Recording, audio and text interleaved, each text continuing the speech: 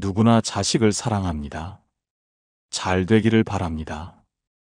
다치지 않기를, 아프지 않기를, 험한 세상 속에서도 제발 무사하기를 간절히 기도합니다. 그 마음은 말로 설명되지 않아도 세월을 따라 가슴 속에 고요히 자리 잡고 있지요. 어쩌면 그것은 부모라는 이름을 가진 사람이라면 누구나 지니고 있는 가장 깊고도 오래된 기도입니다. 하지만 그 기도가 어느 순간부터인가 사랑이 아닌 불안이 되어버린 건 아닐까요?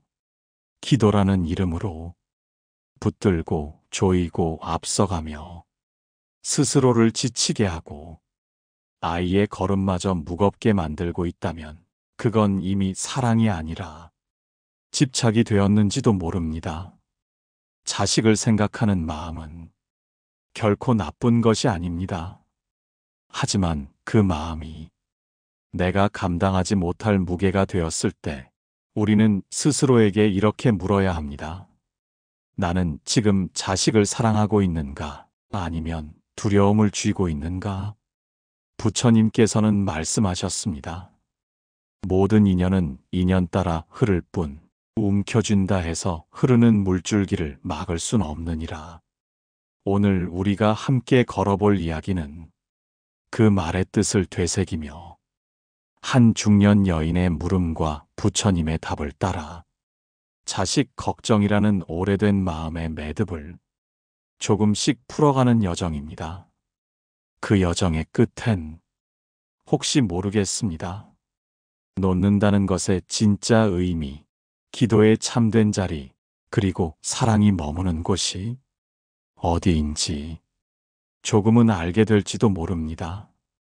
그럼 지금부터 마음을 가만히 내려놓고 조용히 함께 걸어가 보시겠습니까? 그날은 바람이 잔잔했습니다. 한낮의 열기가 빠져나간 숲은 서늘한 그늘을 드리우고 있었고 잎사귀 위엔 햇살이 얇게 흩어져 있었습니다. 풀벌레 울음은 아직 남아 있었고 저 멀리서 새소리도 들려왔지요.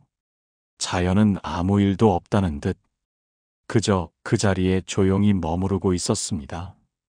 그 고요함을 깨트리지 않으려는 듯 한 여인이 조심스럽게 숲길을 따라 들어섰습니다.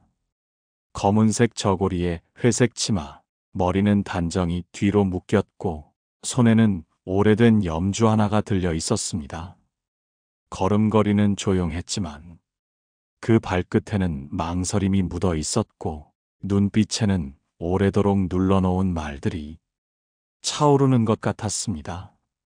그녀는 40 중반을 조금 넘긴 얼굴이었습니다. 하지만 그 눈가엔 이미 50의 근심이 내려앉은 듯 했습니다. 마음속 무게가 세월보다 깊게 얼굴을 흔들고 있었던 것이죠. 멀리 나무 아래 고요히 앉아 계신 부처님의 모습이 눈에 들어오자 그녀는 더 조심스럽게 발걸음을 옮겼습니다. 숨을 고르며 가까이 다가간 뒤 그녀는 두 손을 모아 합장하고 천천히 무릎을 꿇었습니다. 그리고 한참을 말을 잇지 못했습니다.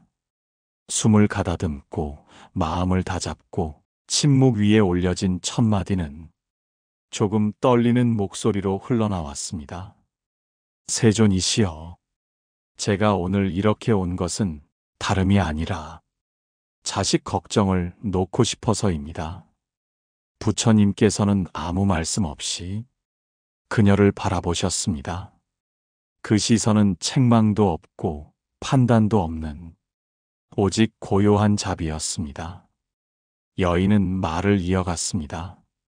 이 마음이 저를 너무 힘들게 합니다.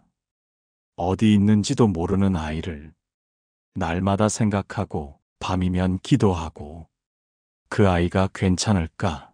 밥은 먹었을까? 그 생각이 하루에도 수십 번씩 제 마음을 흔듭니다. 이젠 저도 지쳤습니다. 그녀는 고개를 떨궜습니다.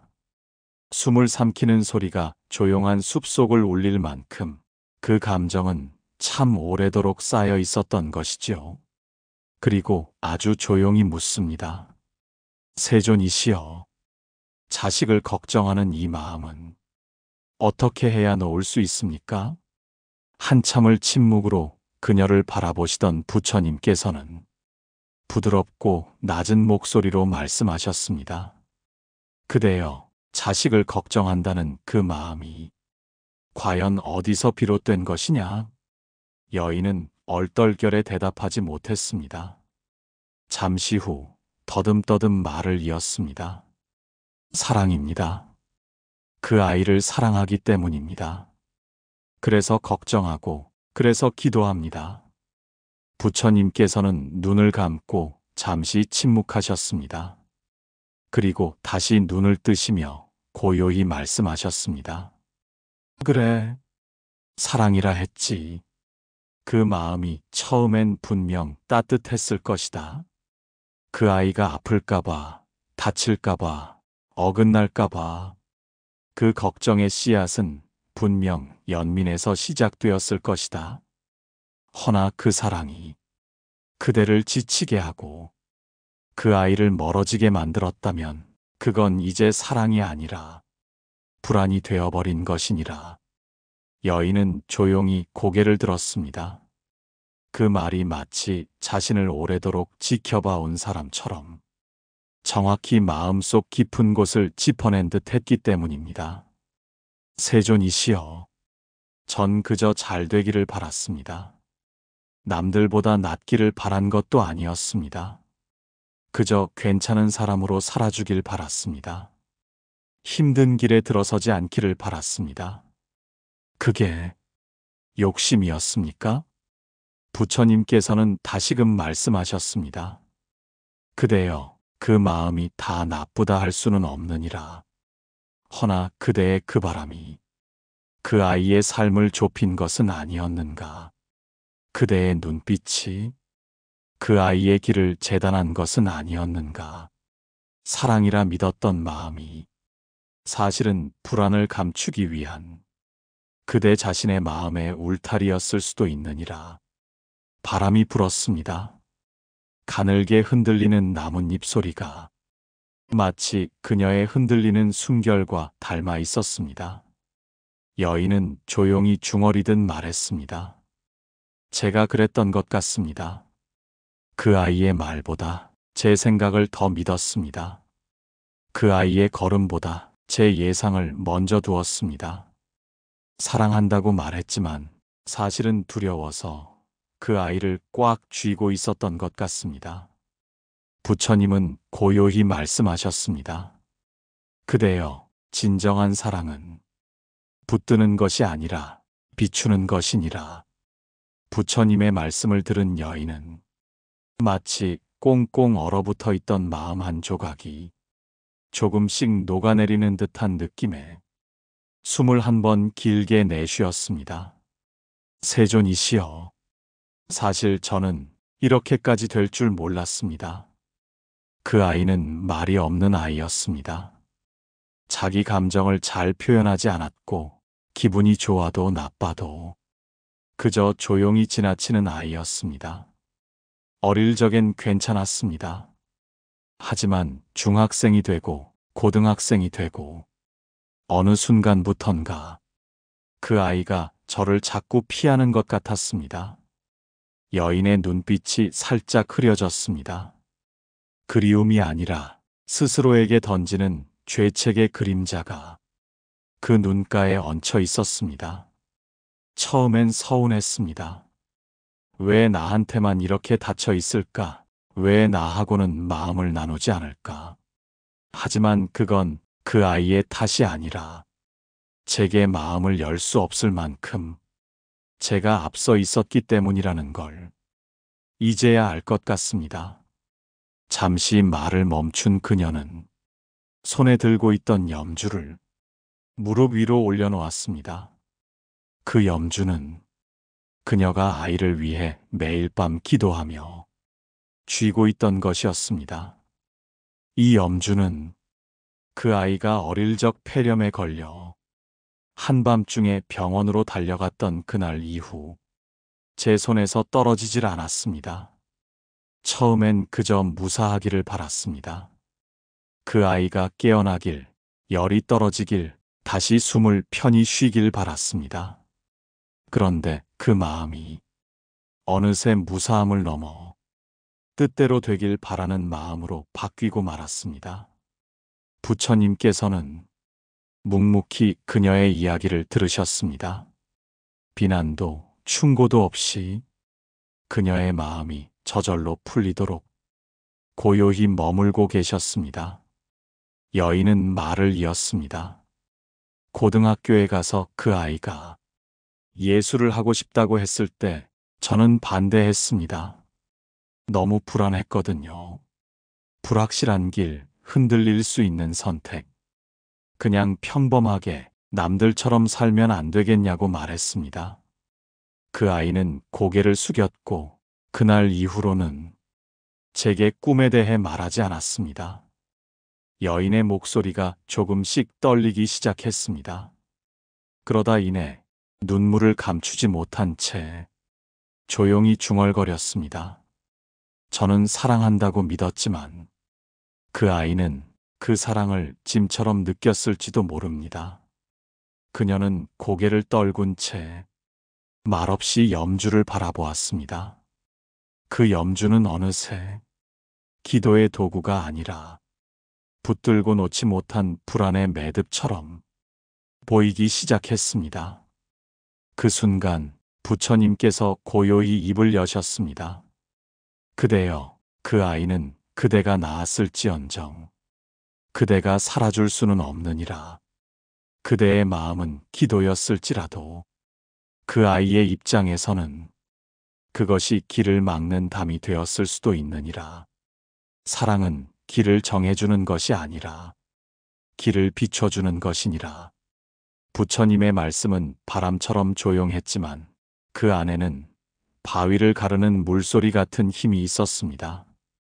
여인은 그 말씀에 고개를 깊이 숙인 채 잠시 아무 말도 하지 못했습니다.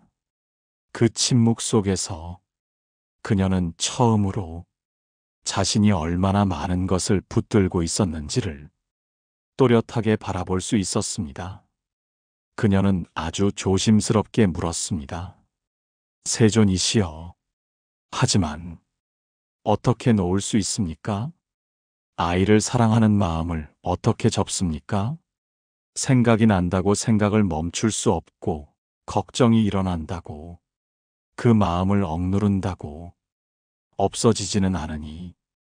부처님께서는 그녀의 질문이 얼마나 오래도록 마음에 담겨 있었는지를 아시듯 조용히 고개를 끄덕이셨습니다. 그리고 말씀하셨습니다. 그대여, 놓는다는 것은 마음을 잘라내는 것이 아니니라. 그대가 그 아이를 사랑하지 않겠다는 다짐이 아니라 이제는 그 자리에 머물지 않겠다는 약속이니라. 여인은 부처님의 말을 따라 가만히 눈을 감았습니다. 그리고 자기 마음속을 들여다보기 시작했습니다. 생각이 올라올 때마다 움켜쥐던 손, 걱정이 몰려올 때마다 되뇌던 기도, 그 모든 것이 기도라는 이름을 걸친 불안의 의식이었음을 조금씩 자각해 갔습니다. 부처님께서는 나뭇가지 끝에서 바람에 흔들리는 작은 잎 하나를 가리키며 말씀하셨습니다. 그대의 마음은 그 잎사귀와 같으니라. 바람이 지나갈 때 흔들리는 것은 어쩔 수 없다. 그러나 바람이 지난 뒤에도 여전히 흔들리고 있다면 그것은 그대의 내면에 머물던 붙듦 때문이니라. 놓는다는 것은 바람을 막는 것이 아니라 흔들린 뒤에도 제자리로 돌아올 줄 아는 것이니라. 여인의 눈에 다시금 눈물이 맺혔습니다. 이번엔 슬픔 때문이 아니라 이해의 순간이 주는 묵직한 울림 때문이었습니다. 그 아이를 놓는다는 것이 그 아이를 외면하는 것이 아니고 제 마음을 거두는 것이라는 말씀. 이제야 알겠습니다. 제가 그 아이를 사랑한 줄 알았지만 그 아이를 바라보는 마음보다 저 자신의 불안을 달래고 싶었던 게 더 컸던 것 같습니다. 부처님께서는 조용히 미소 지으셨습니다. 그 미소는 꾸짖지 않고 지적하지 않고 그저 인정해주는 미소였습니다. 그리고 말씀하셨습니다. 그대여, 진정한 자비는 눈을 감고도 누군가를 축복할 수 있는 마음에서 비롯되느니라. 쥐는 사랑은 결국 짐이 되고 흐르게 두는 사랑은 기도가 되느니라. 바람이 잠시 멎었습니다. 나뭇잎 사이로 스며든 햇살이 여인의 치맛자락 위에 내려앉았습니다. 그녀는 여전히 부처님 앞에 무릎을 꿇은 채 두 손을 가슴에 올려놓고 있었습니다. 하지만 방금 전과는 달랐습니다. 그 손은 여전히 떨리고 있었지만 그 떨림엔 어쩐지 조금의 온기가 감돌고 있었습니다. 그녀는 아주 낮은 목소리로 말했습니다. 세존이시여, 지금 이 순간 저는 처음으로 그 아이가 아닌 저 자신을 위해 기도하고 싶다는 마음이 듭니다. 부처님은 고개를 끄덕이며 말씀하셨습니다. 그대여, 자신을 위한 기도는 이기심이 아니며 자비의 시작이니라. 그대가 평안하지 못한 마음으로 자식을 걱정하는 것은 등불 없는 밤길을 함께 걸어가려는 것과 같으니라. 마음을 밝히려거든 먼저 그대 안에 등불부터 켜야 하느니라. 여인의 눈가에 다시금 맺힌 눈물은 이번엔 부끄러움이 아니라 용서의 눈물이었습니다. 저는 그 아이를 위해 산다고 믿었습니다.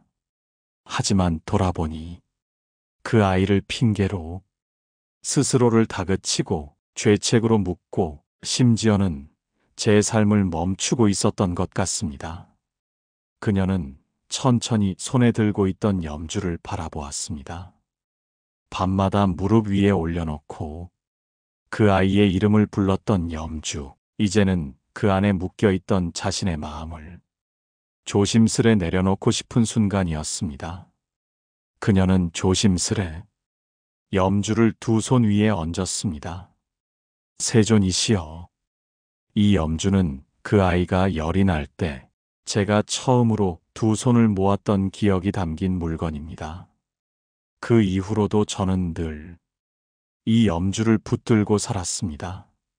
하지만 이제는 이 염주 위에 실렸던 무게를 풀고 싶습니다. 기도는 남아있되 그 기도가 두려움에서 비롯되지 않도록 저를 먼저 비우고 싶습니다. 부처님께서는 부드럽게 말씀하셨습니다. 그대여, 기도는 기적을 부르는 것이 아니라 마음을 비추는 등불이니라. 불안에서 시작된 기도는 그대를 조급하게 만들고 연민에서 시작된 기도는 그대를 고요하게 하느니라. 숲에는 다시 바람이 일었습니다. 하지만 그 바람은 이전보다 훨씬 부드럽고 살결을 스치는 듯한 가벼움이 있었습니다. 여인은 부처님 앞에서 조용히 두 손을 모았습니다. 그녀의 기도는 처음으로 누구를 바꾸고자 하는 것이 아니라 자신을 다독이는 고백이 되었습니다. 그 아이가 어디에 있든 무엇을 하든 자신이 흔들리지 않는다면 언젠가는 아이의 길에도 빛 한 줄기 스며들 거라는 그 믿음 하나를 가슴에 품은 채 말이지요. 그녀는 잠시 눈을 감고 가슴에 올려진 염주를 조용히 느꼈습니다. 작고 둥근 알맹이 하나하나에는 수많은 날들이 깃들어 있었습니다. 아이가 아팠던 날, 학교에서 힘들어했던 날, 늦은 밤 귀가하지 않던 날까지 그 염주는 단지 염주가 아니었습니다. 그녀의 걱정이 깃든, 불안이 매달린, 그리고 기도가 스며든 마음의 형상이었습니다. 그녀는 아주 천천히 그 염주를 손에서 풀었습니다.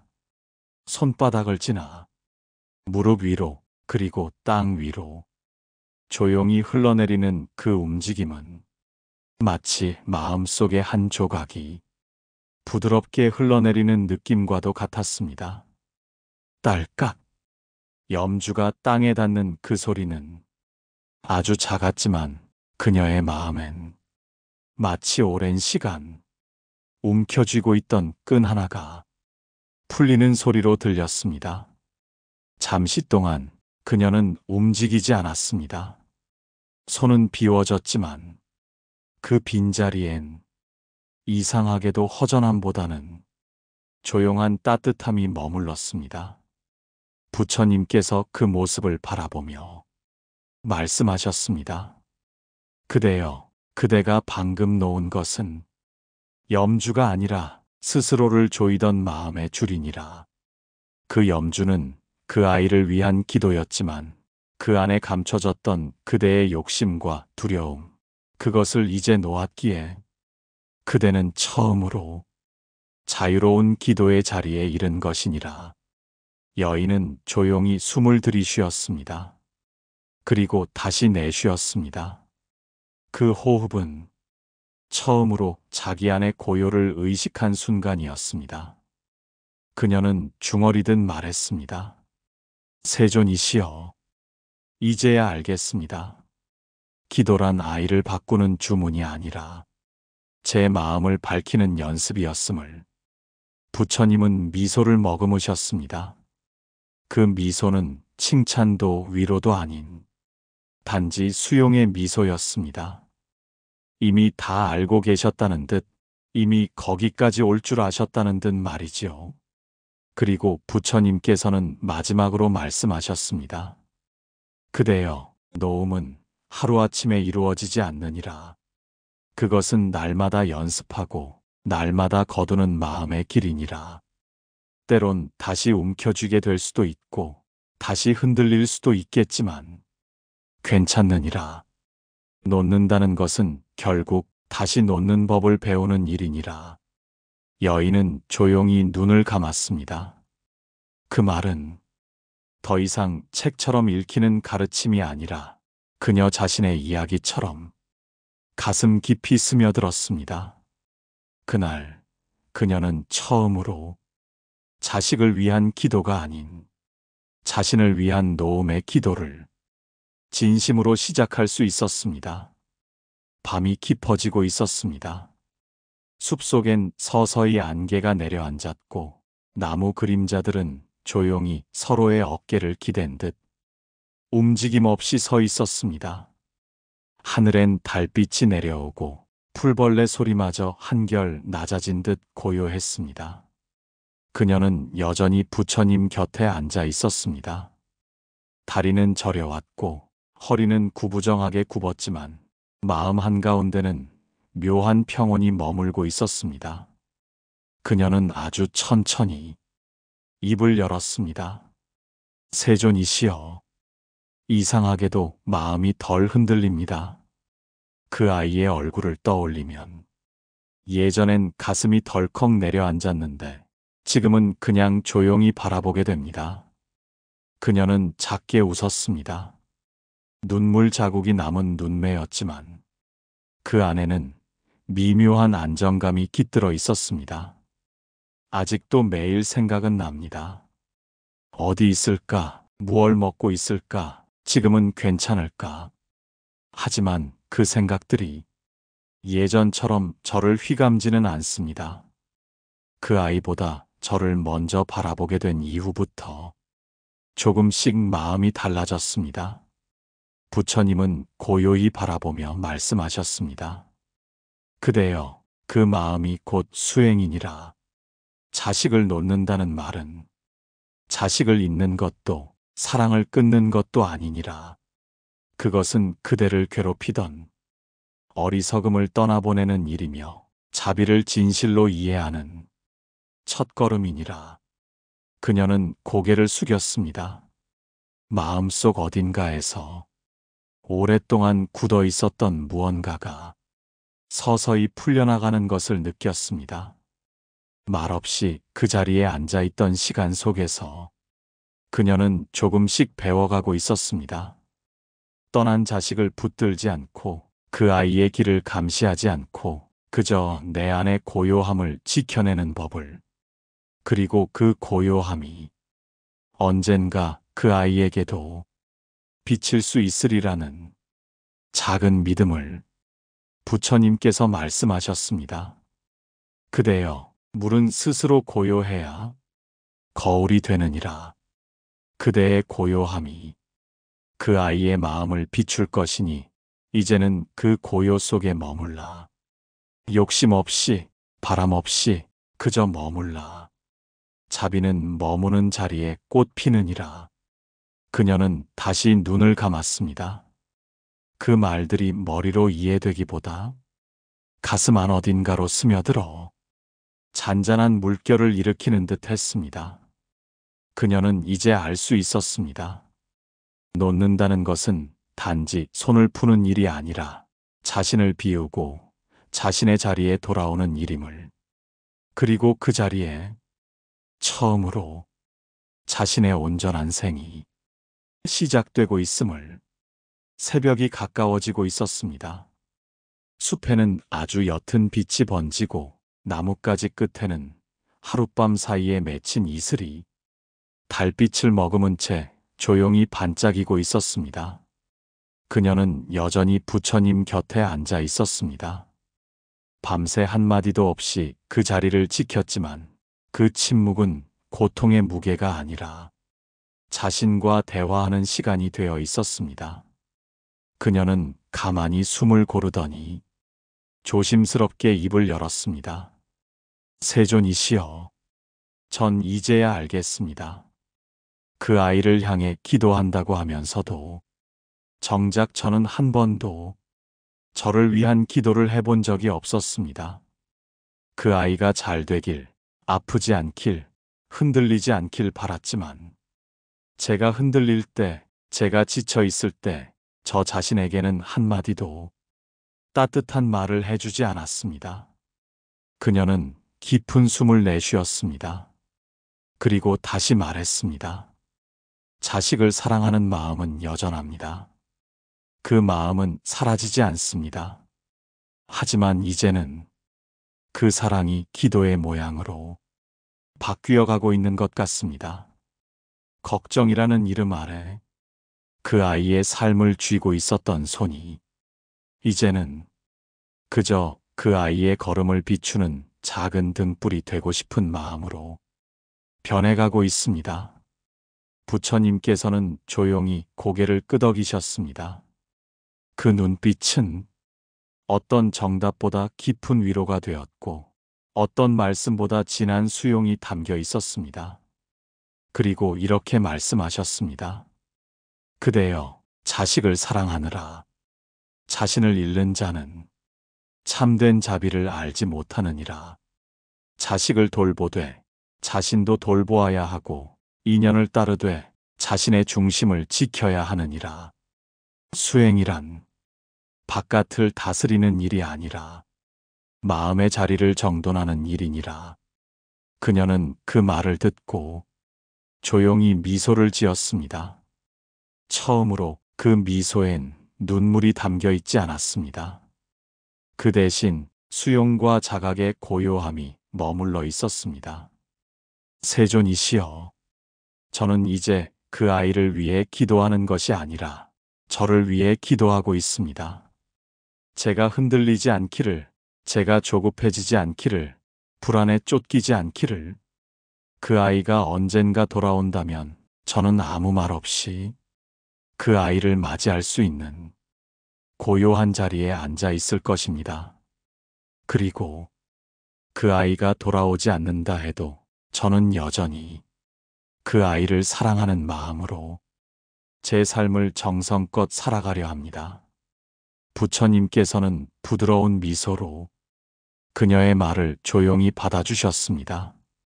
그리고 말씀하셨습니다. 그대여, 그것이 참된 자비요, 그것이 수행이니라.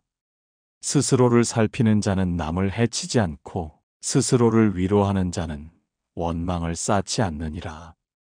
자신을 이기는 자는 100번의 싸움에서 이긴 자보다 위대하니라.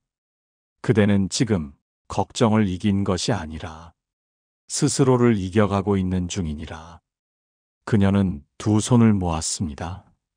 예전 같았으면 자신을 먼저 돌아보는 일이 죄스러웠겠지만 이제는 달랐습니다. 자식을 사랑하는 그 마음이 기도가 아닌 집착으로 흐르지 않도록 스스로를 먼저 살피는 것이 진정한 어머니의 자리임을 이제야 비로소 알게 되었기 때문입니다. 그날 그녀는 부처님의 곁에서 조용히 속삭였습니다.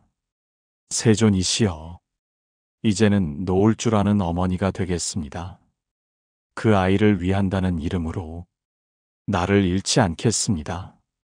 자식을 위하는 가장 깊은 기도는 내 삶을 평안하게 지켜내는 일이라는 것을 오늘에서야 배웠습니다. 그날 이후 그녀는 매일 부처님 곁에 조용히 앉았습니다. 예전처럼 자식을 붙들며 기도하지 않았고 불안한 마음을 쏟아내지도 않았습니다.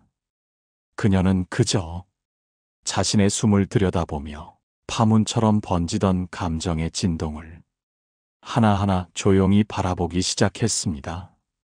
그녀가 자식을 생각하지 않는 것은 아니었습니다. 하지만 이제는 그 생각이 그녀를 휘감지 않았고 그 걱정이 그녀를 무너지게 만들지 않았습니다. 걱정은 기도로 자리를 내어주었고 기다림은 집착에서 벗어나 믿음으로 변해갔습니다. 그녀는 자식을 위한 삶이 아니라 스스로를 위한 삶을 정성껏 돌보는 일이 곧 자식을 위한 기도라는 것을 몸으로 마음으로 깨달아갔던 것입니다. 부처님께서 그 모습을 고요히 바라보시며 마지막으로 말씀하셨습니다. 그대여, 인연은 바라보는 것이 아니라 머무는 것이며 사랑은 이끄는 것이 아니라 비추는 것이니라. 그대의 삶이 고요하면 그 아이의 마음도 언젠가 그 고요함에 닿게 되리라. 그리고 혹여 그 아이가 돌아오지 않는다 해도 괜찮느니라. 그대는 이미 사랑을 다하였느니라. 그녀는 조용히 웃었습니다.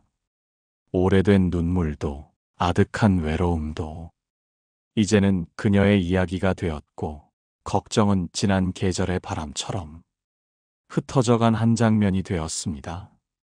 그녀는 더 이상 자식을 불러 세우려 하지 않았고 그 아이의 길을 가늠하려 하지도 않았습니다.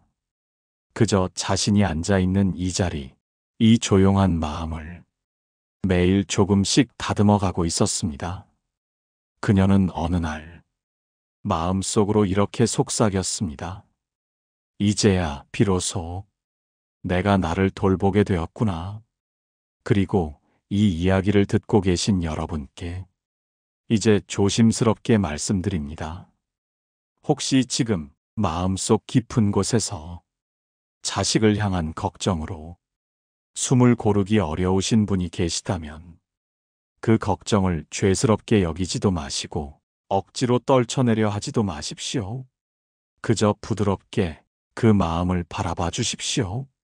그리고 그 마음의 무게가 기도로 바뀔 수 있도록 내가 먼저 평안해지는 연습을 하루에 한 번 짧게라도 시작해 보십시오. 놓는다는 것은 사랑을 멈추는 것이 아니라 그 사랑을 무게가 되지 않게 해주는 길입니다. 그리고 그 길 위에 여러분의 자비가 피어나길, 그 자비가 자녀의 삶에도 조용히 닿을 수 있기를 진심으로 기도드립니다. 이야기가 마음에 남으셨다면 댓글로 여러분의 마음을 나눠주세요. 좋아요와 구독은 이 자비의 씨앗이 더 멀리, 더 오래 전해질 수 있도록 지켜주는 소중한 실천입니다.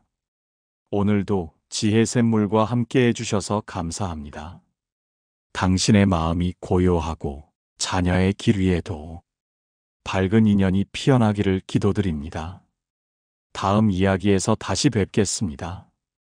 고맙습니다. 지혜 샘물 채널을 시청해 주셔서 감사합니다. 오늘의 가르침이 여러분의 마음에 평화를 주기를 바랍니다. 구독과 좋아요 부탁드립니다.